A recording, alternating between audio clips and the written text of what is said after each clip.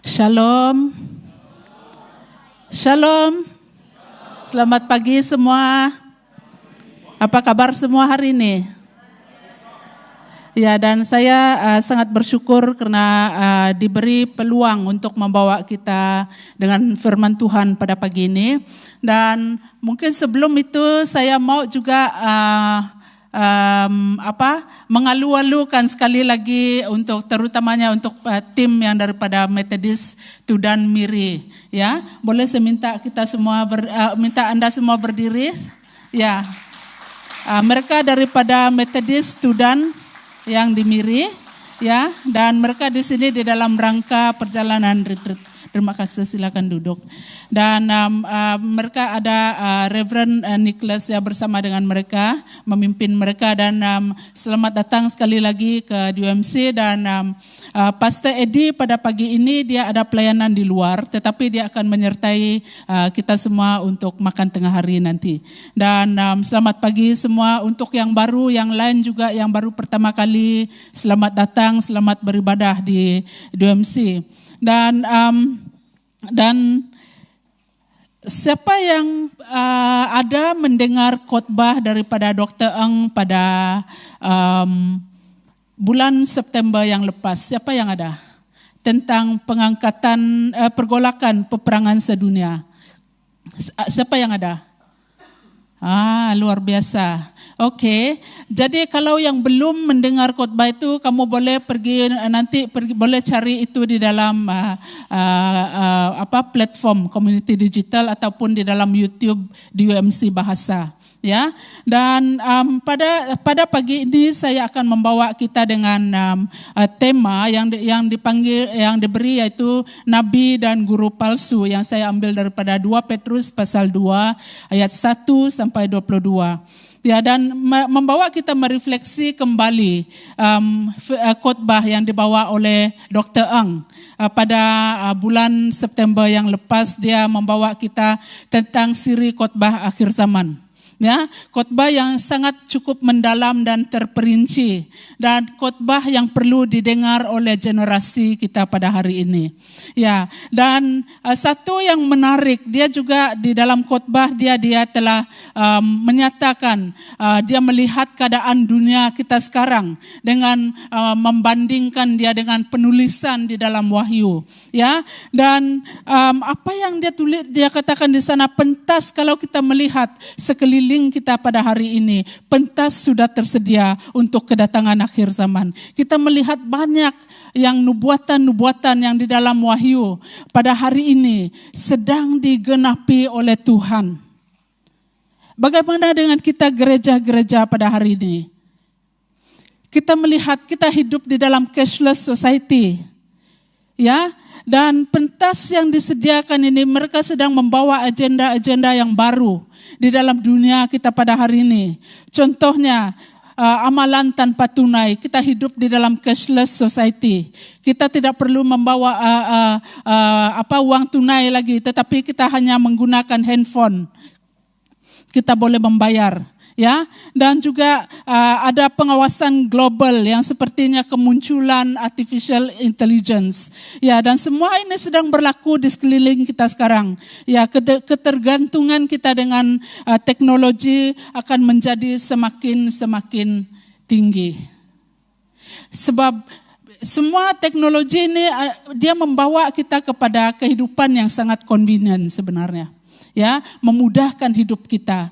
Kita tidak perlu lagi pergi ke mana-mana. Kita boleh order makanan kita di dalam telepon. Kita boleh book tiket kita di online. Kita tidak perlu pergi ke pejabat mas. Kita tidak perlu pergi ke pejabat Asia untuk book tiket. Tapi kita boleh buat semuanya daripada screen handphone kita.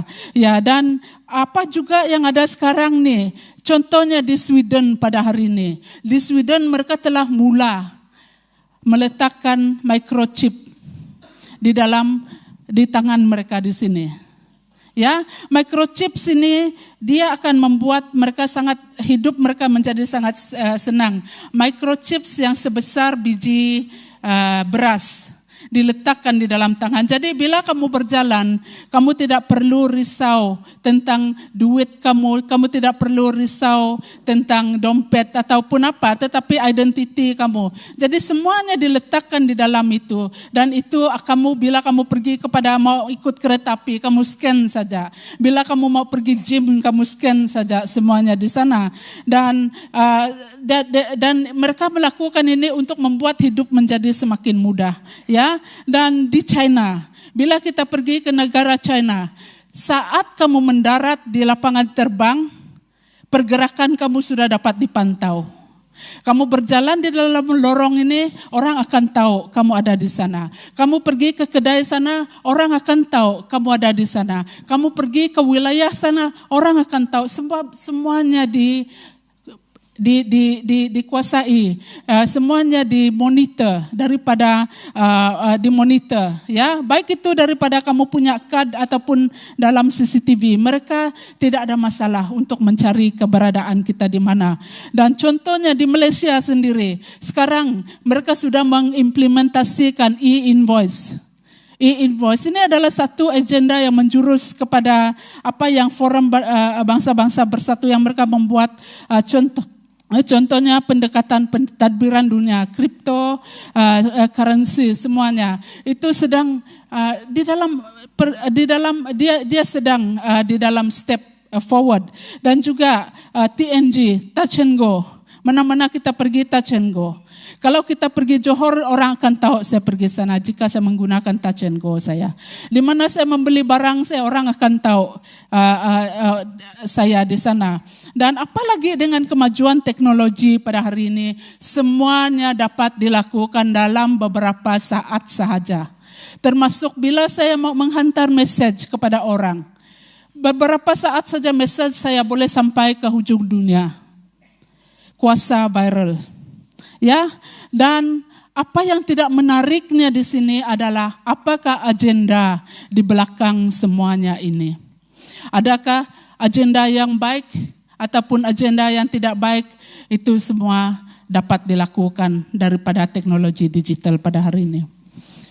Dan idea besar yang saya mau bawa dengan kita pada hari ini, bagaimana seorang murid Yesus tetap berdiri teguh dalam menelusuri zaman yang penuh dengan tipu daya pada hari ini. Dan saya akan membawa, dan di sini saya menekankan tentang murid. Kenapa saya tidak katakan pengikut Yesus? Kenapa saya tidak katakan orang Kristen? Saya menekankan murid. Ya. Kenapa murid itu sangat penting? Murid itu secara logiknya dia adalah seorang yang dekat dengan guru dia. Dia akan belajar, dia akan memerhatikan guru dia, dia akan berjalan dekat dengan guru dia. Tetapi seorang pengikut dia boleh mengikut dari jauh.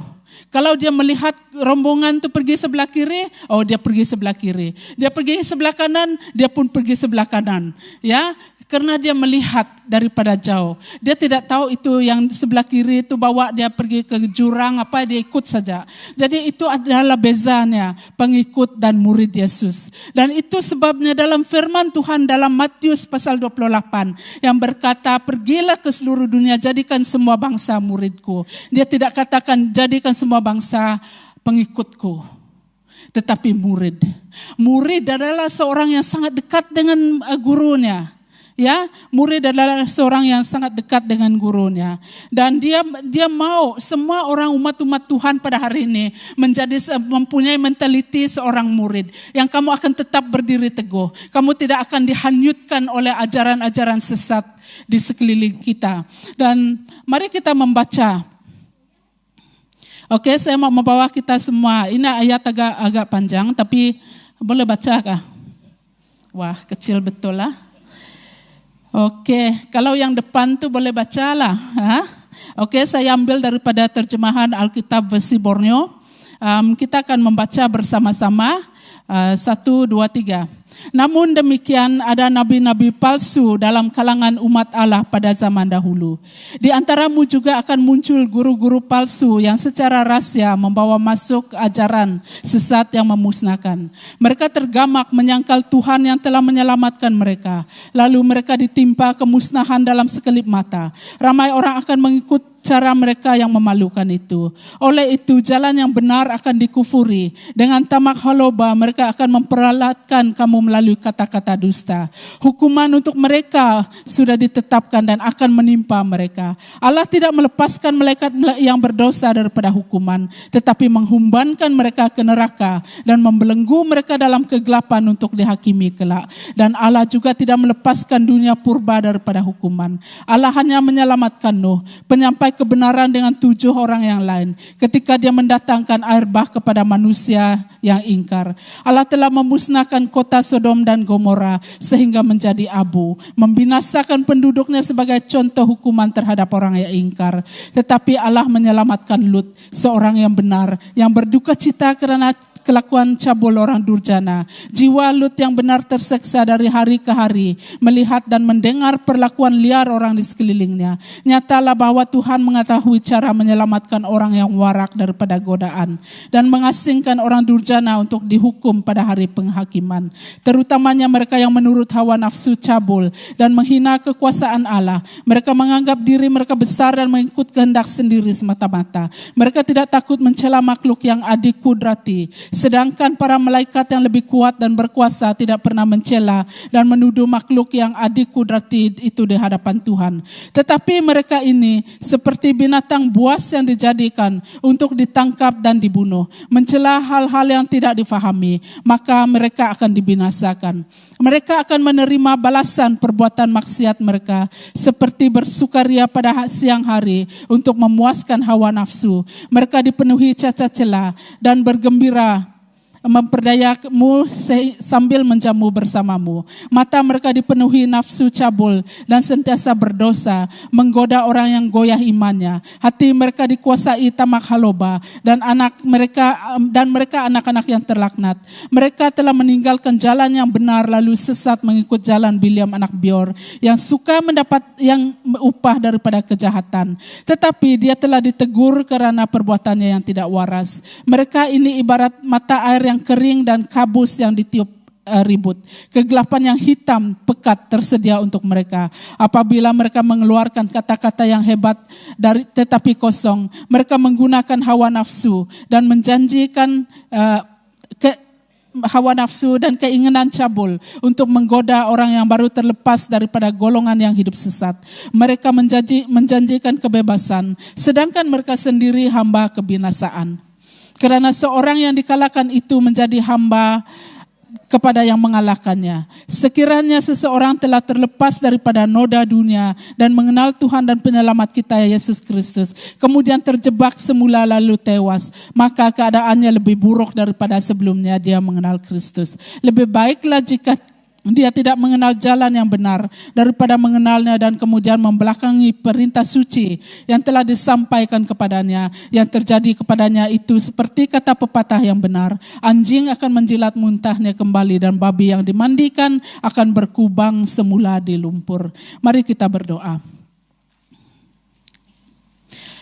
Bapa kami yang baik, Bapa kami yang kami tinggikan, yang kami agungkan.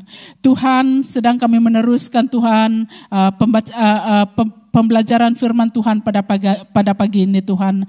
Tuhan, kami mengundang Roh Kudus-Mu Tuhan untuk berbicara secara pribadi kepada setiap hati yang ada di sini Tuhan. Tuhan, kami berdoa Engkau membuka telinga rohani kami, membuka mata rohani kami Tuhan Yesus, agar kami dapat mengerti akan sabda firman-Mu Tuhan Yesus Kristus. Baik untuk hamba yang membawa, Tuhan kami berdoa agar Tuhan Engkau menyembunyikan hamba di belakang salib-Mu, dan biar Roh Kudus-Mu yang berbicara pada pagi ini. Terima kasih Tuhan, terima kasih Roh Kudus. Dalam nama Yesus kami berdoa.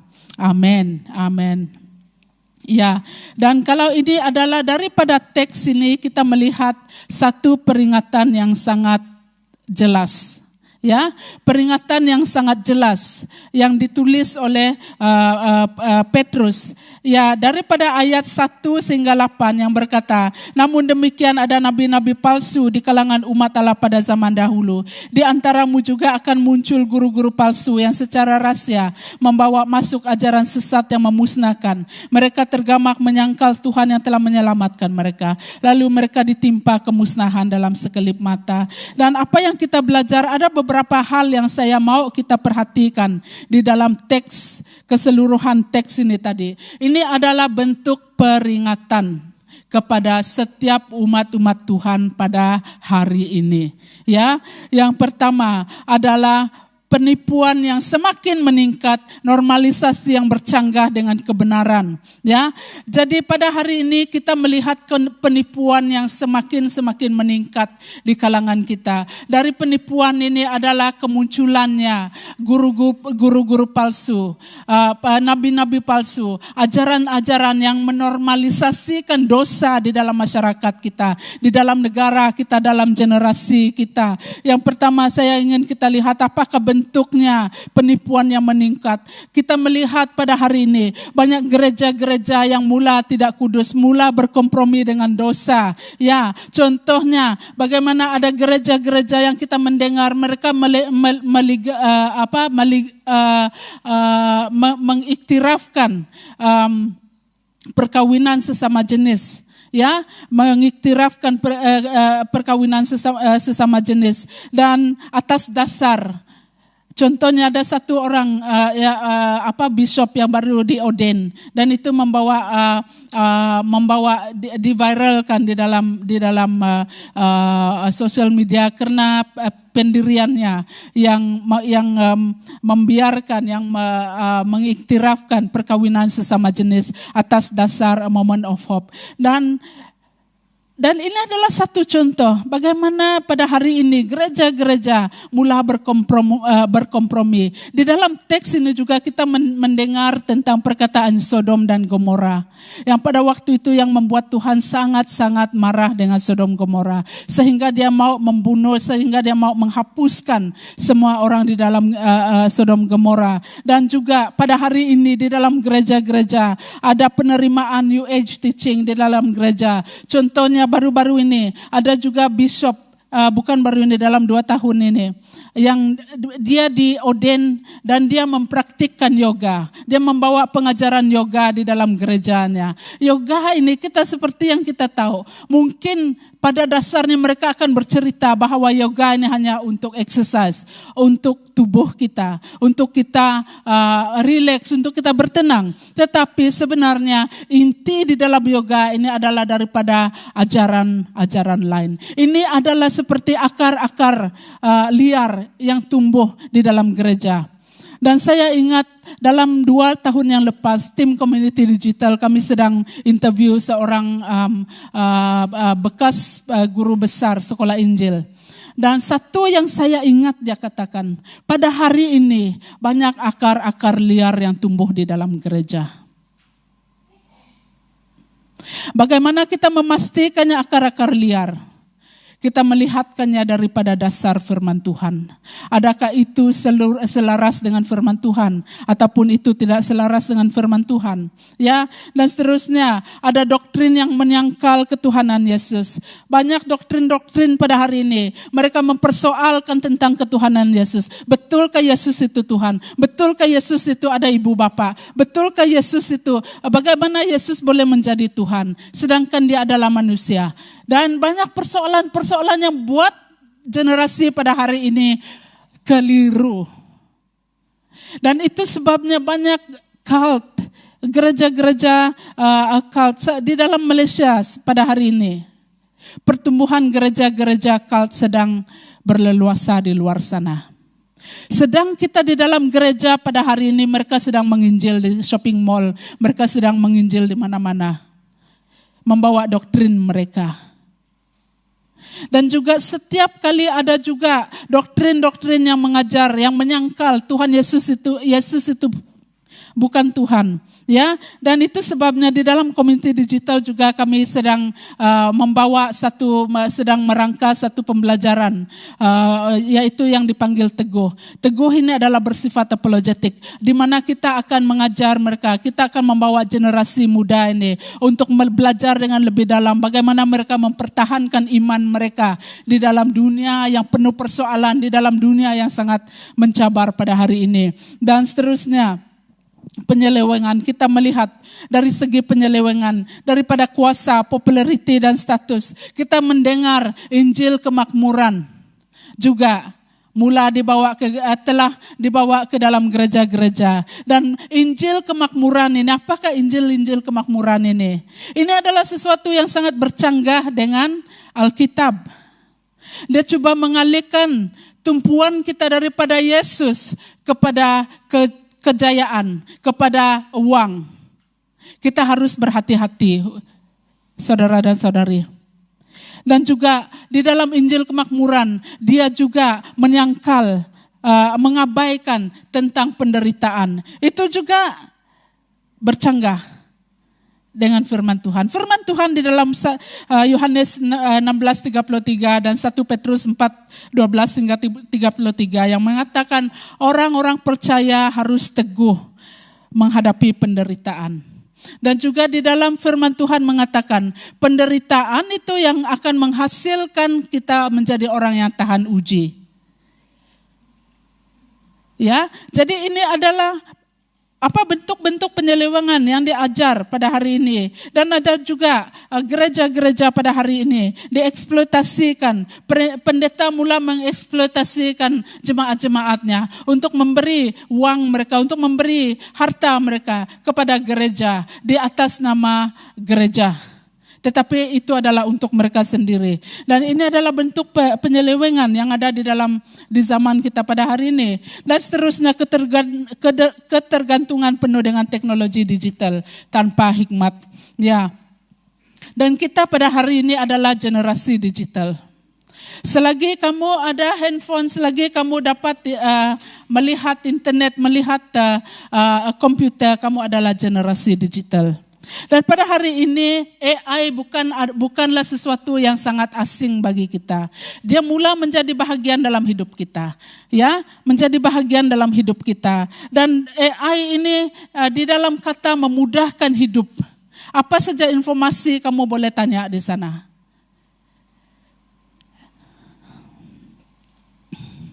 Tetapi tahukah kita, tidak semua informasi yang ada di dalam AI itu adalah betul.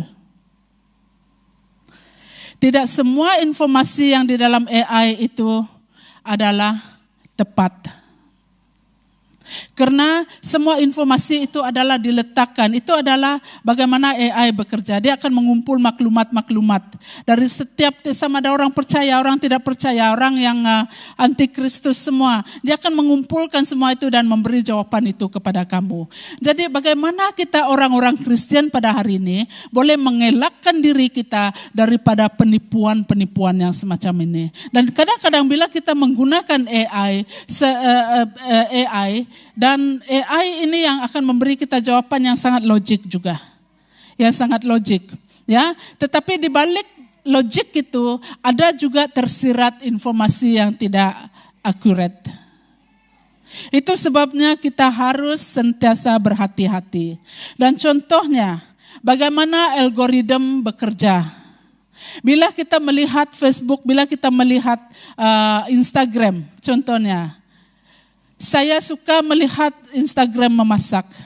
Jadi dalam beberapa saat kamu akan mula melihat banyak video-video memasak di dalam Instagram kamu. Dan bila kamu selalu menonton apapun bentuk-bentuk video yang kamu tonton itu, dan AI akan mengarahkan Instagram untuk meletakkan feed itu di dalam kamu punya apa yang kamu tonton.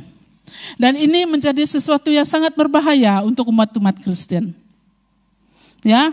Dan AI ini adalah sekadar, dan jangan takut dengan AI. Saya tidak katakan AI tidak bagus.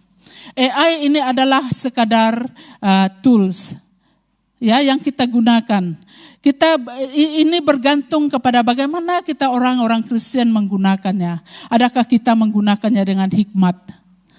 Adakah kita menggunakannya dengan cara yang tepat? Adakah kita mempunyai pengetahuan yang dalam untuk kita dapat menafsirkan apa yang betul dan tidak betul? Dan juga contohnya, saya bagi satu contoh yang paling dekat. Pada waktu baru-baru ini kita mendengar tentang pembunuhan yang ada di sekolah itu. Ya, pembunuhan itu, dan bila mereka menjumpai nota pelajar lelaki yang telah membunuh tersebut, dan mereka mendapati ada 3 perkataan yang dia tulis di atas nota dia. Dan perkataan-perkataan ini, words dia adalah words gamer. Orang yang bermain game mereka menggunakan words itu, menggunakan perkataan itu. Jadi kita melihat sejauh mana impact yang tidak bagus ini mempengaruhi pikiran generasi-generasi kita pada hari ini. Itu sebabnya ibu bapa dan baik untuk guru-guru, untuk kita yang besar dan pemimpin gereja, kita harus melihat ini daripada perspektif Tuhan sendiri. Dan kita harus mengajar anak-anak kita dengan ketetapan-ketetapan firman Tuhan, agar mereka dapat melawan semua penipuan yang semakin meningkat ini. Dan apa yang berlaku, dan ada peringatan yang kedua daripada teks ini adalah ada ganjaran di atas setiap perbuatan. Kita melihat di dalam ayat 4 hingga 6, Tuhan mengingatkan kita, setiap perbuatan kita akan ada ganjarannya. Baik itu yang baik, baik itu yang buruk, akan ada pembalasan. Ya, dan setiap perbuatan manusia itu diperhitungkan oleh Tuhan. Mungkin kita melihat orang di sekeliling kita hidup di dalam dosa, hidup dalam kemungkaran, tetapi mereka baik-baik saja, dan kamu bertanya, kenapa mereka ini sangat macam ini tapi hidup mereka baik saja? Di manakah keadilan itu Tuhan? Kalau kita lihat di dalam Mazmur pasal 73 ayat 18 hingga 19, Mazmur yang ditulis oleh Asaf, yang mengatakan sesungguhnya engkau membawa mereka ke tempat-tempat licin, engkau menghumbatkan mereka ke dalam kemusnahan. Oh, betapa mereka ditimpa malapetaka, seperti dalam sekelip mata mereka ketakutan. Ini adalah kata-kata Tuhan. Setiap yang dilakukan, Tuhan tidak akan melepaskan setiap orang daripada hukuman. Harga yang perlu dibayar, konsekuensi dosa-dosa itu, ya. Dan apakah ganjaran yang kedua? Di atas semua kemungkaran itu, di atas semua saat kita dikelilingi oleh masyarakat community yang sangat berdosa itu, Tuhan juga adalah Tuhan yang menyelamatkan umat-umatnya. Saya diingatkan tentang bagaimana waktu Sodom dan Gomora, Tuhan sangat marah dengan mereka sehingga dia mau menghapuskan semua orang di dalam kota itu. Dan Abraham datang kepada Tuhan. Dia berkata kepada Tuhan, Tuhan, kalau ada 20 orang yang percaya, yang tulus di dalam kota itu, adakah engkau akan memusnahkan mereka? Jadi Tuhan menarik balik. Tidak, saya tidak akan memusnahkan demi 20 orang ini. Dia katakan, kalau ada 10 orang yang tulus di dalam kota ini, adakah engkau akan memusnahkan semua mereka? Tuhan katakan, tidak, saya tidak akan memusnahkan demi 10 orang ini. Dan itu sebabnya Tuhan mengutus malaikat pergi kepada Lot untuk membawa dia keluar dari kota itu sebelum dia dihukum. Dan kita lihat di sini bahwa penyelamatan itu ada. Bagaimana kita dapat menerima penyelamatan itu? Kita melihat di sini, tetapi Allah menyelamatkan Lut, seorang yang benar, yang berduka cita karena kelakuan cabul orang durjana. Apa yang menariknya di sini? Dia katakan Lut adalah seorang yang benar.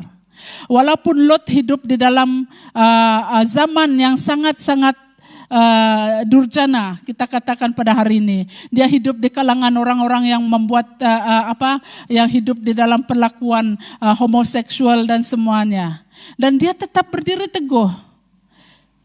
Dia membawa keluarganya untuk tetap dia memelihara keluarganya agar keluarganya tidak akan terikut dengan mereka, Ya, dia membawa keluarganya untuk memelihara kesucian dan memilih integriti sehingga Tuhan menghantarkan malaikat untuk menyelamatkan mereka. Dan demikian juga dengan kita.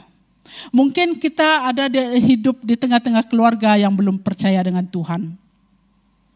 Adakah Tuhan menghukum keluarga itu? Seperti di dalam kes Sodom Gomora, karena satu orang yang percaya di tengah-tengah keluarga itu, aku tidak akan menghukumkan mereka. Jadi pada hari ini kita adalah menjadi seorang yang seperti 20 orang di dalam kota Sodom Gomora. Kita hidup dengan tulus, kita tekun, kita setia, dan Tuhan akan menyelamatkan keluarga kita. Ya, dan yang ketiga, apakah ganjaran yang telah Tuhan peringatkan kepada kita? Kita harus mempunyai hikmat untuk menilai. Dan di dalam ini di dalam ini ayat ini dia menekankan, dia mengatakan mereka ini ibarat mata air yang kering dan kabus yang ditiup ribut. Kegelapan yang hitam pekat tersedia untuk mereka. Jadi ini adalah sebagai umat-umat Tuhan, adakah kita mempunyai hikmat pada hari ini? Setiap kali kita melihat apa informasi yang ada di dalam sosial media, setiap kali kita mendengar khotbah-khotbah yang ada di dalam video yang dibawa daripada luar, adakah kita mempunyai hikmat untuk kita tahu bahwa itu adalah sesuatu khotbah yang betul? Satu hal yang agak berbahaya, sebab saya di dalam community digital kami membuat banyak juga refleksi, melihat belajar tentang tentang apa yang ada di dalam teknologi pada hari ini. Dan ada bahagian khotbah-khotbah yang dipetik sedikit-sedikit. Ini boleh digunakan untuk kebaikan dan juga boleh digunakan untuk keburukan. Ya, dan bila khotbah yang digunakannya sengaja digunakan untuk menjatuhkan umat-umat Tuhan. Itu sebabnya kita harus berhati-hati. Orang-orang pada hari ini kita harus mempunyai hikmat untuk menapis semuanya ini. Dan selain daripada itu, bagaimana kita akan tahu? Dia katakan ibarat mata air yang kering dan kabus yang ditiup rimbut. Kita melihat hasil-hasil pelayanan mereka. Bagaimana hidup mereka?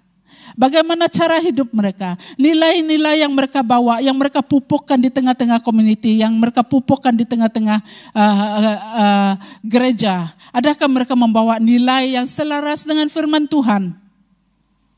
Itu sebabnya saudara, pada hari ini firman Tuhan ini yang akan menjadi sauh yang penting untuk kita.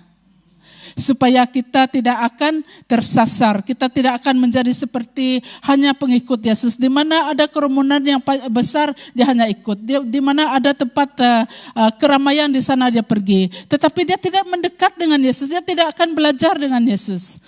Dia tidak menjadi murid Yesus. Dan itu yang membuat dia terumbang-ambing. Bila ada sesuatu ajaran sesat datang, dia akan cepat ditipu, dimanipulasi. Ya, dan itu sebabnya kita perlu berhikmat pada hari ini.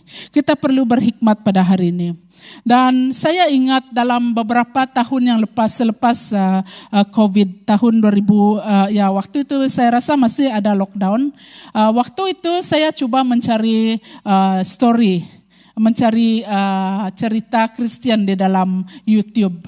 Dan saya melihat satu cerita Kristen ini dari China. Ya, mereka melakonkan. Bila saya melihat mereka berlakon, dan dalam lakonan itu, sebab di community digital juga kami membuat film pendek. Jadi kami tahu macam mana proses dia. Dan bila mereka membuat film ini, bila mereka merokok betul-betul. Ya, dan bila sampai kepada part pengajaran, saya mendengar dia mengajar. Dia memegang Alkitab, dia mengajar. Tetapi tiap ajaran dia itu macam tidak ada dia menyebut tentang Yesus. Pengajaran dia itu akan membawa dia belajar tentang satu ideologi.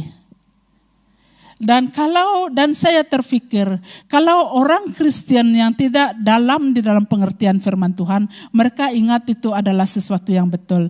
Dan bila saya cek company yang membuat ini production company ini, mereka ini adalah daripada gereja cult, ajaran sesat yang di China, dan video mereka sekarang mendapat pengiktirafan daripada mereka mendapat awards daripada filmmaker di Kanada. Bagaimana dengan kita pada hari ini? Kita tidak boleh duduk di kursi kita. Dan kita sebagai umat-umat Kristen, kita harus mengambil kita punya bahagian pada waktu zaman digital ini, membawa kebenaran itu. Sebab kalau kita tidak membawa kebenaran itu daripada hujung tangan kita, dan itu akan ajaran-ajaran yang sedemikian yang akan mengambil tempat. Itu sebabnya pada hari ini saya mau mencabar kita sebagai umat-umat Kristen. Gunakan kita punya gadget dengan berhikmat. Apa yang ada di dalam tangan kamu, kuasa di hujung jari pada hari ini. Kita tahu setiap posting yang kamu post itu akan dapat mengubah kehidupan seseorang di luar sana. Itu adalah waktu dan caranya Tuhan.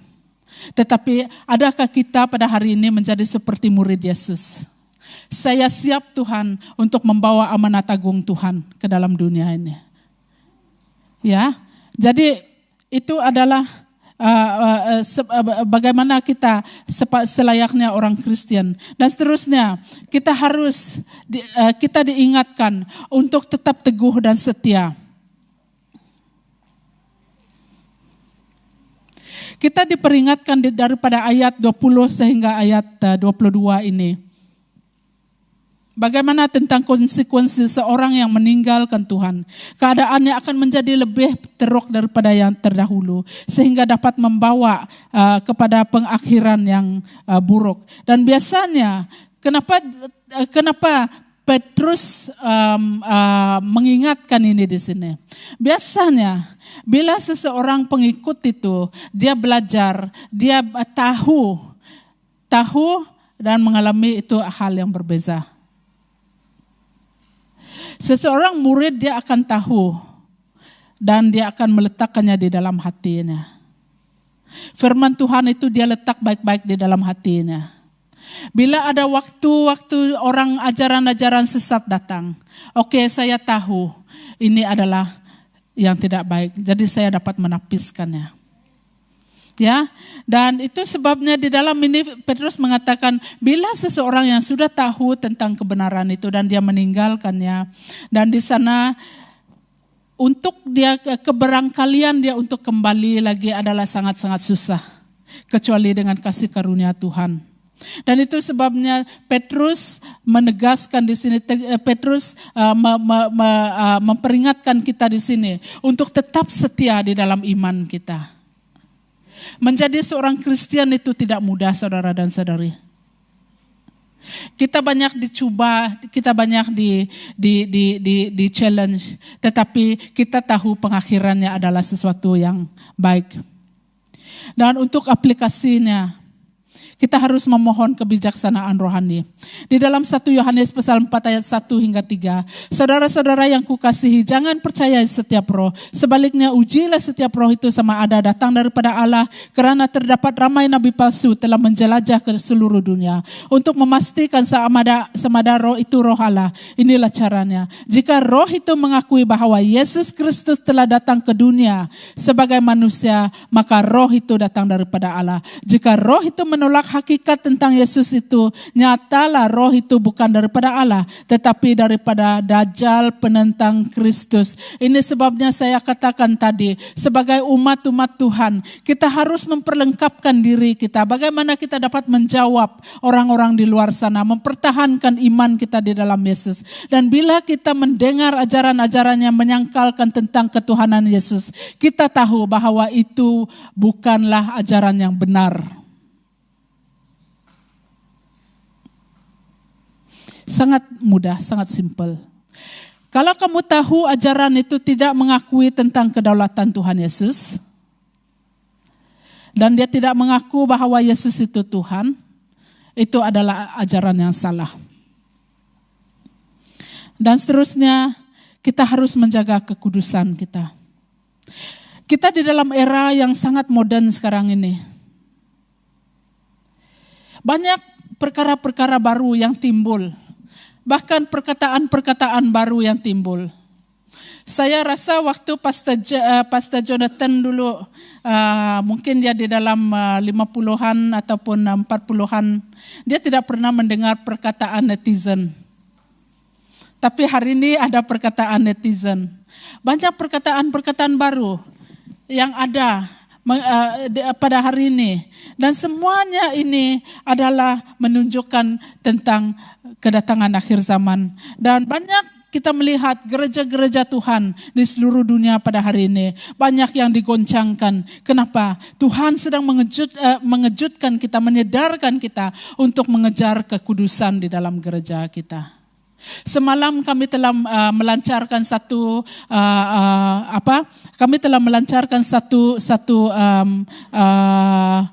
e-buku tentang pornografi. Ketagihan neuroscience, ketagihan pornografi. Sebab ini adalah sesuatu yang diperlukan oleh gereja pada hari ini. Kami sangat percaya kenapa Tuhan mau buku itu disampaikan kepada semua orang pada hari ini. Sebab Tuhan menuntut kekudusan daripada gerejanya. Pornografi ini kian menular di dalam generasi pada hari ini.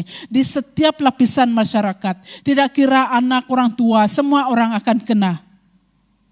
Itu sebabnya kita sangat berhati-hati dengan dengan apa yang kita lihat di dalam device kita.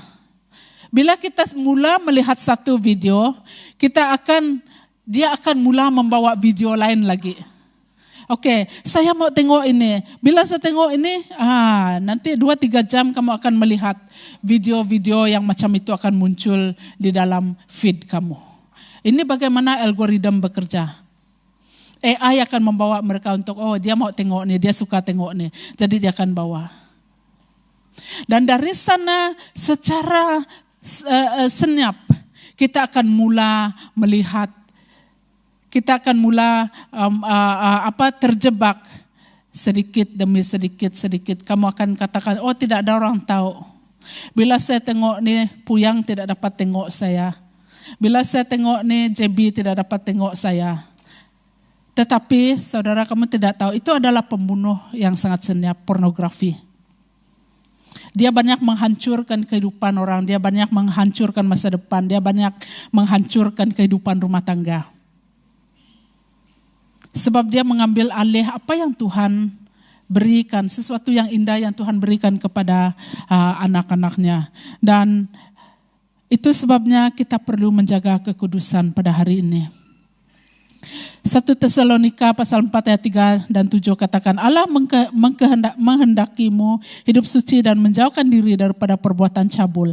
Allah tidak memanggil kita supaya hidup cabul, tetapi agar hidup dalam kesucian. Dan seterusnya, Matius pasal 3 ayat 12, ini satu peringatan untuk kita semua. Tangannya memegang juru untuk menampi. Dia akan membersihkan tempat pembantingan dan mengumpulkan gandum di dalam jelapangnya. Tetapi sekam akan dibakarnya di dalam api yang tidak dapat dipadamkan. Apakah maksudnya ini? Pada akhir zaman ini, Tuhan sedang menggoncang gereja ini. Jika engkau adalah seperti sekam, imanmu seperti sekam, engkau akan terkeluar daripada niru itu. Apa dia katakan di sini? Dia sekam itu akan dibakar. Tetapi jika engkau mempunyai memelihara imanmu pada hari ini, engkau hidup tulus, berusaha untuk mengejar kekudusan dalam hidupmu. Dan engkau akan bersama dengan Tuhan bila Tuhan datang kedua kalinya. Dan yang ketiga, setia dalam iman. Dalam 2 Timotius pasal 4 ayat 7 mengatakan, aku telah berjuang dalam perjuangan mulia ini. Aku telah sampai ke garis akhir. Aku telah setia dalam iman. Jadi Tuhan menuntutkan kesetiaan daripada umatnya. Seperti Lot dan Nuh yang mereka setia. Walaupun mereka hidup di dalam komuniti yang berdosa. Mereka setia dalam iman mereka. Mereka setia dengan integriti mereka di dalam Tuhan. Dan Tuhan menyelamatkan mereka. Dan kita melihat pada hari ini tanda ada di mana-mana. Ya, kita mendengar firman Tuhan yang dibawa oleh Dr. Ang mengenai akhir zaman. Kalau kamu belum sempat mendengar, kamu boleh pergi mencari di dalam community digital ataupun kamu cari di dalam YouTube DMC Bahasa. Semuanya ada di sana. Dan nubuatan kita umat-umat Kristen perlu tahu ini. Kita tidak boleh lagi duduk lenggang kangkung di tempat duduk kita. Kita harus melakukan menjaga kekudusan hidup kita. Dan kita tahu pada hari ini nubuatan-nubuatan sedang digenapi. Bahkan mau habis. Saya minta worship team. Jadi jika pada hari ini, jika engkau adalah seperti pengikut Yesus dan mengambil keputusan untuk menjadi seperti murid Yesus. Agar kita dapat berdiri teguh di dalam dunia yang sangat mencabar pada hari ini. Ambil keputusan pada hari ini. Dan kesimpulannya, bagaimana seorang murid Yesus tetap berdiri teguh dalam menelusuri zaman yang penuh tipu daya. Kita harus menjadi seorang murid. Bukan sekadar pengikut, tetapi murid yang telah dimuridkan dalam kebenaran firman Tuhan. Dan memelihara kekudusan berdasarkan firman Tuhan.